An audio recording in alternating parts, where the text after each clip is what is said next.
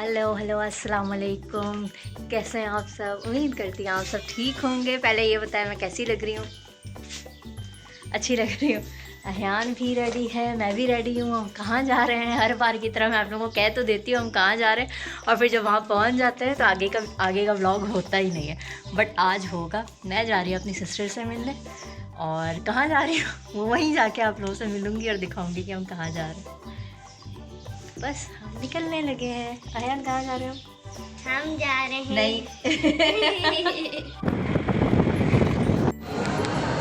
Hello, ये है वो जिसका मैं बता रही ब्लॉग हो जाएगा।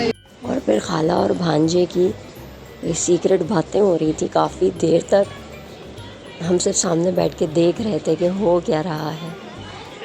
काफ़ी देर मॉल में मौजूद रहे, शॉपिंग वगैरह की, दिस दैट, खा पी लिया, देन फिर सी ऑफ किया एक दूसरे को।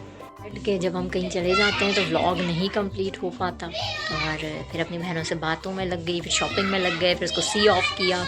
देन अब हम अपनी एक चाची के घर आ गए हैं, थोड़ी कुछ बातें वगैरह ज़रूरी कुछ काम थे वो ख़त्म करेंगे, और फिर अब हम घर निकलेंगे। और भाई सुबह का टाइम है, डे 2 स्टार्ट हो गया है, क्योंकि रमज़ान आने वाला है। रमज़ान में मुश्किल से कोई 10-15 दिन रह गए हैं।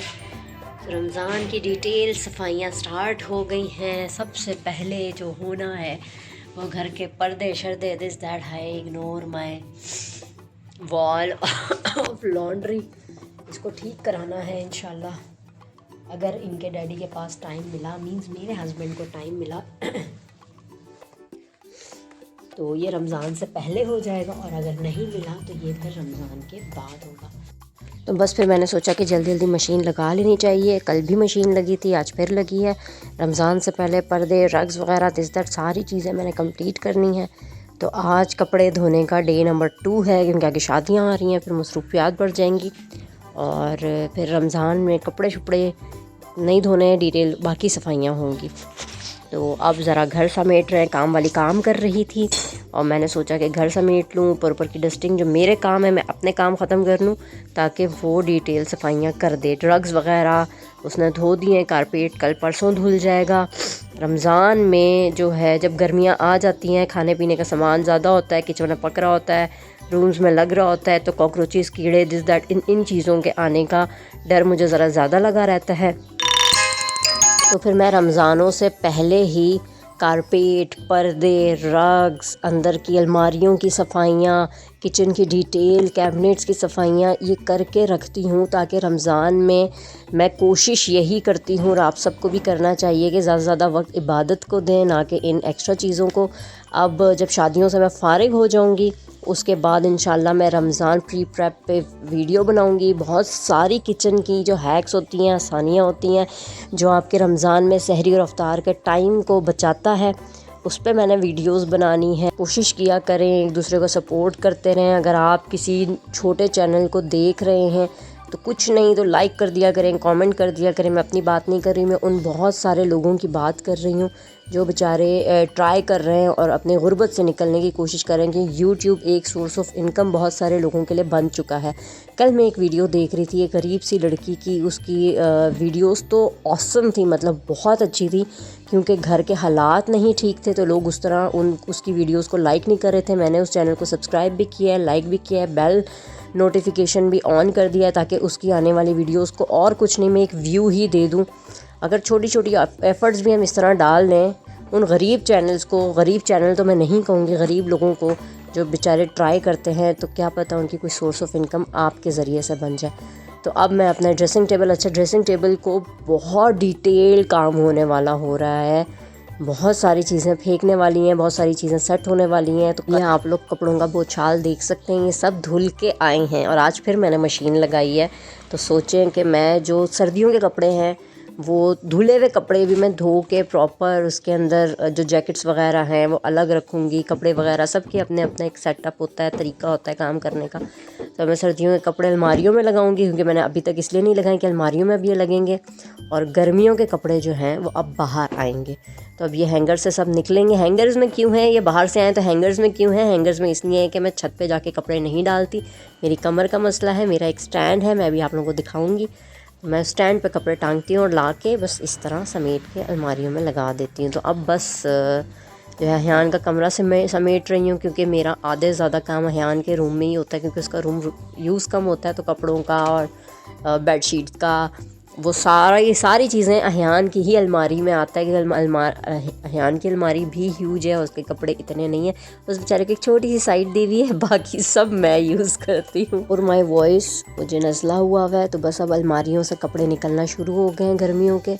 और अब सर्दियों के कपड़े एक साइड पे मेरे चले जाएंगे और एक साइड पे इनके डैडी के चले जाएंगे। अहियान की एक ही अलमारी एक साइड है, उसमें ऊपर वाली साइड पे मैंने जो है वो सर्दियों के कपड़े रखे हुए, नीचे वाली साइड पे अब गर्मियों के कर दिए, ताकि उसको इजी अप्रोच हो, इजीली जब उसको अपनी, क्योंकि आजकल तो बच्चे बात सुनते नहीं, अपनी मर्ज़ी के ही कपड़े पहनते हैं, तो अब वो अपनी मर्ज़ी के कपड़े पहनता है। तो अब मैं उस तरह सेटअप रखती हूँ उसकी अलमारी का कि वो इजीली निकालें और पहन सकें। तो भाई ये है वो स्टैंड जिसके आप लोगों से जिक्र करी थी, जहाँ पे अपने कपड़े सुखाने के लिए डालती हूँ और यहीं पे बिछाती हूँ, यहीं से निकाल के ले जाती हूँ, मैं हैंग करती हूँ।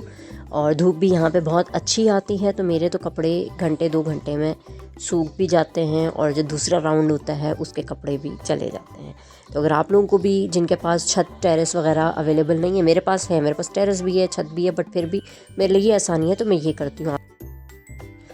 अहियान का रूम क्लीन हो गया, जो इसकी अभी तक बहुत बुरी हालत थी, क्योंकि अलमारियाँ वगैरह क्लीन हुई हैं, तो जो डस्ट थी वो फिर आ गई। तो मैंने सोचा कि साथ साथ झाड़ू भी लगा लूँ, क्योंकि यही डस्ट फिर पाँव के साथ लग के बेड पे सोफों पे लगती है।